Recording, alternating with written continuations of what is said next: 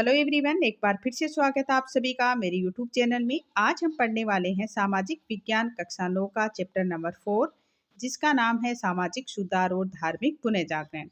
तो इस चैप्टर में हम सामाजिक सुधार के बारे में और धार्मिक पुनर्जागरण के बारे में विस्तार से पढ़ने वाले हैं। तो गाइज, अगर आपने अभी तक मेरे चैनल को सब्सक्राइब नहीं किया है तो सब्सक्राइब वाले बटन पर जाके क्लिक करो और साथ में बेल आइकन की घंटी को भी प्रेस कर देना, ताकि मेरे आने वाले वीडियो का नोटिफिकेशन आपको मिलता रहे। अब हम जो हमारा चैप्टर है सामाजिक सुधार और धार्मिक पुनर्जागरण, इसको हम विस्तार से पढ़ेंगे। भारतीय धर्म, समाज एवं संस्कृति प्राचीन काल से ही अत्यधिक सुदृढ़, समृद्ध एवं गौरवपूर्ण रही है। यानी भारतीय जो धर्म है, समाज है और समाज की जो संस्कृति है वो प्राचीन काल से ही अत्यधिक सुदृढ़, समर्थ और गौरवपूर्ण रही है। अनेक विदेशी आक्रमणकारियों ने भारत पर आक्रमण भी किए। जब जब भी भारत पर विदेशी आक्रमण हुए, विदेशियों का शासन रहा, भारतीय संस्कृति व धर्म को बहुत ही आघात पहुंचा, यानी बहुत ही नुकसान हुआ। जो हमारी भारतीय संस्कृति है, जो हमारा भारतीय धर्म है, इसको बहुत ही आघात हुआ। लेकिन हमारी संस्कृति का जो स्वरूप है इन आक्रमणों के बाद भी अक्षुण्ण बना रहा। तो इस काल में उत्पन्न अव्यवस्था के कारण जब जब भी भारतीय धर्म एवं समाज में रूढ़िवाद, आडंबर, सामाजिक बुराइयां आदि प्रवेश करने लगे, तब तब समाज और धर्म सुधार नायकों ने एक आंदोलन के रूप में उन बुराइयों को दूर करने का संदेश है वो समाज को दिया। चाहे वह मध्यकाल या भक्ति काल का हो या 19वीं शताब्दी का सामाजिक और धार्मिक पुनर्जागरण। यानी जब जब भी भारतीय धर्म और समाज में जो रूढ़िवादी हैं, जो आडंबर हैं, सामाजिक जितनी भी बुराइयां हैं आदि हैं वो प्रवेश करने लगी थी, वो तब तब समाज ने और भारत सुधार नायकों ने एक आंदोलन के रूप में उन बुराइयों को दूर करने का संदेश है वो समाज को दिया था। चाहे वह मध्यकाल का भक्ति आंदोलन हो या फिर 19वीं शताब्दी का सामाजिक या धार्मिक पुनर्जागरण हो। अब है भक्ति आंदोलन। तो भारत में भक्ति एक लंबी एवं सुदृढ़ परंपरा रही है। भक्ति की शुरुआत मध्यकाल में सर्वप्रथम भारत दक्षिण से हुई और इसमें विष्णु के उपासक संतों की महत्वपूर्ण भूमिका रही। और भारत में मध्यकाल व पूर्व मध्यकाल में भक्ति की 3 प्रमुख मत अस्तित्व में आए थे। तो वो मत हैं शैव मत, वैष्णव मत और सूफी मत। तो जो भक्ति आंदोलन है उसकी जो शुरुआत है वो मध्यकाल में सर्वप्रथम दक्षिण भारत से हुई थी। तो अब हम सबसे पहले पढ़ेंगे शैव मत। तो शिव के उपासक शैव कहलाते थे। एक समय था जब हिंदू धर्म में शैव मत धार्मिक प्रबल था। पाल, सेन, चंदेल राजाओं के अभिलेखों ओम नमः शिवाय से प्रार्थना प्रारंभ होती है। और दक्षिण में शैवों के अनुयायियों के नयनार कहा जाता था, जिनकी संख्या 63 थी। 12वीं शताब्दी में दक्षिण भारत में वीर शैव मत की शुरुआत हुई। इसके अनुयायी लिंगायत कहलाते थे। ये अहिंसा में विश्वास रखते थे। हिंदू धर्म आंदोलन के नेतृत्व में शंकराचार्य का नाम विशेष उल्लेखनीय है, जिन्होंने बद्रीनाथ, पुरी, द्वारिका, संघेरी, मैसूर में 4 मठ स्थापित किए। और कालांतर में शैव मत वीर शैव, पशुपत, कापालिक आदि संप्रदायों में विभाजित हो गई। अब है वैष्णव मत। तो मध्यकालीन भारत में वैष्णव मत काफ़ी लोकप्रिय था। यानी मध्यकालीन जो भारत है इसके अंदर जो वैष्णव मत है वो काफ़ी लोकप्रिय था। भगवान विष्णु के उपासक वैष्णव तथा विष्णु के अनुयायी दक्षिण भारत में आलवार कहलाते थे। इनकी संख्या है वो 12 थी। और आलवार संतों ने दक्षिण भारत में भक्ति के सिद्धांत का अधिक प्रचार किया। ये संत यद्यपि सामान्य वर्ग से संबंधित थे, लेकिन इनमें उच्च गुणों का समावेश था। इनकी शिक्षाओं में कर्म ज्ञान व भक्ति का सम्मिश्रण था। ये सगुण भक्ति के उपासक थे। इन्होंने तमिल भाषा में साहित्य की रचना की। बाद में भक्ति आंदोलन का प्रसार उत्तरी भारत में भी हुआ, जिसे आगे बढ़ाने में रामानंद, वल्लभाचार्य, माधवाचार्य, निम्बार्काचार्य, रामानुजाचार्य तथा चैतन्य महाप्रभु आदि है वो प्रमुख है। तो राजस्थान में भी वैष्णव संप्रदायों के अंतर्गत विष्णुई संप्रदाय, जसनाती संप्रदाय, राम स्नेही संप्रदाय, दादू संप्रदाय, निरंजनी संप्रदाय, चरणादासी संप्रदाय व लालदासी संप्रदाय आदि का अभ्युदय व विकास हुआ। और ये सभी संत हैं वो निर्गुण संप्रदाय के थे। तो सामाजिक व धार्मिक पुनर्जागरण में इन संतों का भी महत्वपूर्ण योगदान रहा। अब है हमारा सूफी मत। तो इस्लामिक रहस्यवाद में सूफीवाद कहा जाता है। यानी इस्लामिक रहस्यवाद को ही सूफीवाद कहा जाता है। और सूफी का जो शाब्दिक अर्थ है वो होता है ऊन। सूफी संत ऊन की तरह सफ़ेद वस्त्र का लाबादा पहनते थे, इसी से उन्हें सूफी कहा गया। सूफी मत तथा हिंदू विचारधारा, विश्वास और रीति रिवाजों में काफ़ी समान थी। यानी जो इस्लामिक जो रहस्यवाद है इसे सूफीवाद कहा जाता है। और सूप का जो शाब्दिक अर्थ होता है वो होता है ऊन। और सूफी जो संत हैं वो ऊन की तरह सफ़ेद वस्त्र से लापता पहनते थे, तो इसी से उन्हें सूफी कहा। और सूफी मत तथा हिंदू जो विचारधारा है वो विश्वास और रीति रिवाजों में काफ़ी है वो समान थी। और सूफियों के अनुसार जो विभिन्नता में जो ईश्वर की एकरूपता है वो निहित है। और सूफीवाद के दो प्रमुख लक्ष्य हैं, परमात्मा से सीधा संवाद और इस्लाम के अनुसार मानवता की सेवा करना। सूफी संप्रदायों में चिश्ती संप्रदाय, सुरावार्दी, कादरी एवं नक्शबंदी संप्रदाय प्रमुख थे। प्रमुख सूफी संतों में शेख मोइनुद्दीन चिश्ती, शेख हमीनुद्दीन नागौरी, बख्तियार काकी, निजामुद्दीन औलिया, शेख सलीम, बाहुद्दीन जकारिया, सदरुद्दीन आरिफ, सुर्ख बुखारी आदि ये इसमें प्रमुख थे।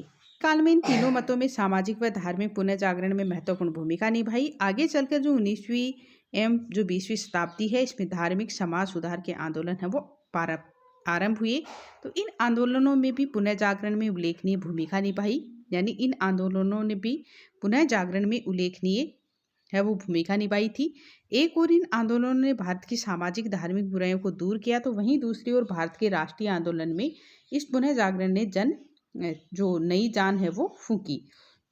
अब है सामाजिक एवं धार्मिक पुनर्जागरण के कारण।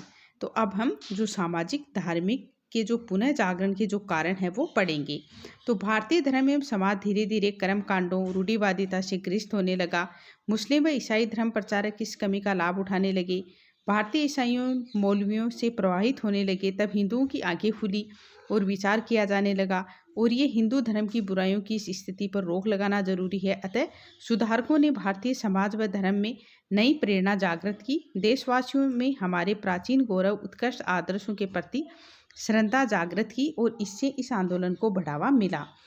अब है अंग्रेजी शासन की जो स्थापना है वह पाश्चात्य शिक्षा के प्रसार से भारतीयों को पश्चिमी ज्ञान व विचारों के अध्ययन का भी अवसर मिला।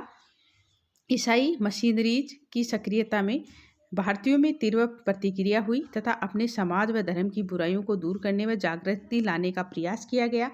अब है अंग्रेजों द्वारा किए जा रहे भारत के आर्थिक शोषण के कारण भी भारतीयों ने ब्रिटिश आचार विचार का विरोध किया और तत्कालीन साहित्य एवं समाचार पत्रों ने राष्ट्रीय भावनाओं को उभारने का कार्य भी किया और इसमें आनंद मंठ, संवाद कौमुदी व मराठी उपन्यास शिवाजी का नाम ये प्रमुख है। अब है भारत में छापेखाने की शुरुआत होने से सन 1875 तक देशी भाषाओं अंग्रेजी भाषा के समाचार पत्र पत्रिकाएं प्रकाशित होने लगी। इन्होंने भारतीयों को अपनी सामाजिक बुराइयों से अवगत कराया। अब हमारा है सातवां कारण कि इस समय जो यूरोप में दार्शनिक व बौद्धिक चिंतन की जो लहर चल रही थी, तो स्वतंत्र चिंतन एवं तर्कवाद को महत्व दिया जा रहा था। भारतीय विचारकों ने भी इसी पद्धति को अपनाते हुए यूरोप को भारतीय ज्ञान व संस्कृति से परिचित करवाया। आठवां हमारा कारण है भारत के गौरव में अतीत से भी विचारकों को प्रेरणा मिली। कई यूरोपीय विद्वान भी अतीत से प्रेरणा लेना चाहते थे। विलियम जोन्स एवं मैक्स मुलर ने कई भारतीय ग्रंथों का अंग्रेजी में अनुवाद किया। अब है नौवां कारण 19वीं शताब्दी के मध्य में बंगाल में बुद्धिजीवियों ने कलकत्ता हिंदू कॉलेज के माध्यम से लोगों में परिवर्तन की भावना को जन्म दिया और इसमें हिंदू कॉलेज के यूरोपीय अध्यापक देरीजियो में विचारों का महत्वपूर्ण योगदान रहा था। कारण है इस समय राजा राम मोहन राय, स्वामी दयानंद सरस्वती, स्वामी विवेकानंद, केशव चंद्र सेन, ईश्वर चंद्र विद्यासागर, ज्योतिबा फुले आदि समाज सुधारक भी हुए थे और इन्होंने भारतीय समाज व धर्म में एक नई चेतना का संचार किया था। अब है प्रमुख समाज सुधारक, यानी जो प्रमुख समाज सुधारक हैं वो हैं ब्रह्मा समाज एवं राजा राममोहन राय। यानी ब्रह्मा समाज की स्थापना राजा राममोहन राय ने की थी। तो जो बहुमुखी प्रतिभा के धनी राजा राममोहन राय भारतीय धर्म व समाज सुधार आंदोलन के अग्रणी पुरुष थे। तो इन्हें भारतीय राष्ट्रवाद का अग्रदूत भी कहा जाता है। यानी जो राजा राममोहन राय है इसको भारतीय राष्ट्रवाद का अग्रदूत भी कहा जाता है और इनका जो जन्म है वो 22 मई 1772 को बंगाल के राधानगर गांव में हुआ था। इन्हें अरबी, संस्कृत, फारसी, बंगला के अलावा लैटिन, ग्रीक, हिब्रू भाषाओं का भी ज्ञान था। तो इन पर पाश्चात्य विचारों का काफ़ी प्रभाव था और हिंदू समाज में प्रचलित अंधविश्वास एवं कुप्रथाएं पसंद नहीं थी। उन्होंने इन्हें दूर करने का संदेश दिया और उनका मूर्ति पूजा में विश्वास नहीं था। वह भारत में ईसाई धर्म के प्रभुत्व को रोकने व भारतीय समाज की कुरीतियों से मुक्त कराने के लिए इन्होंने 20 अगस्त 1828 को ब्रह्मा समाज की स्थापना की। और ब्रह्मा समाज मूल रूप से वेद और उपनिषदों पर आधारित है। तो ब्रह्मा समाज के प्रमुख सिद्धांत है वो निम्नलिखित है। तो पहला सिद्धांत है ईश्वर एक है, सृष्टि का निर्माता, पालक, अनादि, अनंत, निराकार हैं। ईश्वर की उपासना बिना किसी जाति संप्रदाय के आध्यात्मिक रीति से करनी चाहिए। पाप कर्म के प्रायश्चित व बुरी प्रवृत्तियों के त्याग से ही मुक्ति संभव है। आत्मा अजर अमर है, ईश्वर के प्रति उत्तरदायित्व है। आध्यात्मिक उन्नति के लिए प्रार्थना आवश्यक है। ईश्वर के लिए सभी समान हैं और वह सभी की प्रार्थना समान रूप से स्वीकार करता है। ब्रह्मा समाज कर्मफल के सिद्धांत में विश्वास करता है। आठवां है सत्य के अन्वेषण में विश्वास रखता है। अब है ब्रह्मा समाज सभी धर्मों के प्रति सहनशील था। ब्रह्मा समाज की जो स्थापना है इसके समय से ही यह स्पष्ट कर दिया गया था कि सभी लोग बिना किसी भेदभाव के शाश्वत सत्ता की स्थापना के लिए इनका प्रयोग कर सकते हैं। इसमें न किसी की मूर्ति स्थापित होगी, न कोई बलि होगी और न ही किसी धर्म की निंदा की जाएगी। राजा राममोहन राय को अपनी भाभी के सती होते देखकर सती प्रथा के विरोध की प्रेरणा है वो मिली थी। यानी राजा राममोहन राय है उसको अपनी भाभी के सती होते देखकर, यानी अपनी भाभी को सती होते देखकर सती प्रथा के विरोध की प्रेरणा है वो मिली थी। और इन्होंने विलियम बेटिंग से 1829 में सती प्रथा विरोध कानून बनवाकर इस प्रथा को गैर कानूनी घोषित करवाया। इसके अलावा राजा राममोहन राय ने बाल विवाह, बहु विवाह, छुआछूत, नशा आदि कुप्रथाओं का भी विरोध किया। और वे पाश्चात्य ज्ञान शिक्षा के अध्ययन को भी भारत के विकास और प्रगति के लिए आवश्यक मानते थे। इन्होंने कलकत्ता में वेदांत कॉलेज, इंग्लिश स्कूल और हिंदू कॉलेज की स्थापना की। इन्होंने बंगला में समाद कौमुदी, पारसी में मिरातुल अखबार व अंग्रेजी भाषा में ब्राह्मणिकल पत्रिका प्रकाशित की। 1833 ईस्वी में इंग्लैंड के ब्रिस्टल नगर में राजा राममोहन राय की मृत्यु हो गई। राजा राममोहन राय की मृत्यु के बाद रविंद्रनाथ टैगोर और केशव चंद्र सेन ने इस संस्था को आगे बढ़ाया और बाद में ब्रह्मा समाज दो भागों में विभाजित हो गया था, आदि ब्रह्मा समाज और भारतीय ब्रह्मा समाज। तो ब्रह्मा समाज के प्रभाव से सन 1867 में आत्माराम पांडुरंग ने प्रार्थना समाज की स्थापना की। यानी प्रार्थना समाज की स्थापना किसने की? आत्माराम पांडुरंग ने 1867 में महादेव गोविंद रानाडे ने इसे गति दी। और सबसे पहले ब्रह्मा समाज ने ही इन सुधारों की शुरुआत की, इसलिए राजा राममोहन राय को नए युग का अग्रदूत भी कहा जाता है। अब है स्वामी दयानंद सरस्वती एवं आर्य समाज। तो आर्य समाज की स्थापना स्वामी दयानंद सरस्वती ने की थी। ब्राह्मण समाज की तरह ही आर्य समाज ने भी राष्ट्रीय स्तर पर धर्म समाज सुधार का बीड़ा उठाया। और आर्य समाज के जो संस्थापक हैं स्वामी दयानंद सरस्वती थे, जिनका जन्म गुजरात के मोरवी प्रांत के टकारा जिले में 1824 ईस्वी में एक ब्राह्मण रूढ़िवादी परिवार में हुआ था। तो स्वामी दयानंद सरस्वती का बचपन का नाम मूल शंकर था। तो एक दिन इन्होंने मंदिर में एक चूहे को शिवलिंग पर चढ़कर प्रसाद खाते हुए देखा, तो इनका मूर्ति पूजा से विश्वास है वो उठ गया।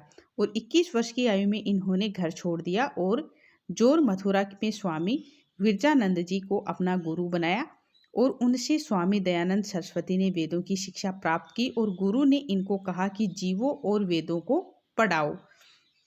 तो वे प्रथम व्यक्ति थे जिन्होंने हिंदी को राष्ट्रभाषा के रूप में स्वीकार किया था और स्वराज को अपने कार्य का आधार बनाया। और 1864 ईस्वी में स्वामी जी ने सार्वजनिक उपदेश देना प्रारंभ किया था।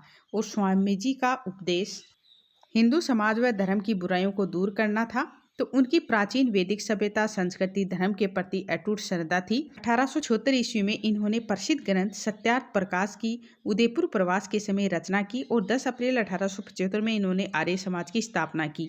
तो आर्य समाज के सिद्धांत है वो इस प्रकार से हैं। तो गाइज हम इस वीडियो के अंदर इतना ही पढ़ेंगे और जो आर्य समाज के सिद्धांत हैं वो हम अगले वीडियो के अंदर, यानी जो हमारा बाकी का चैप्टर बचा है वो अगले वीडियो के अंदर हम पूरा करेंगे, उसको पढ़ेंगे।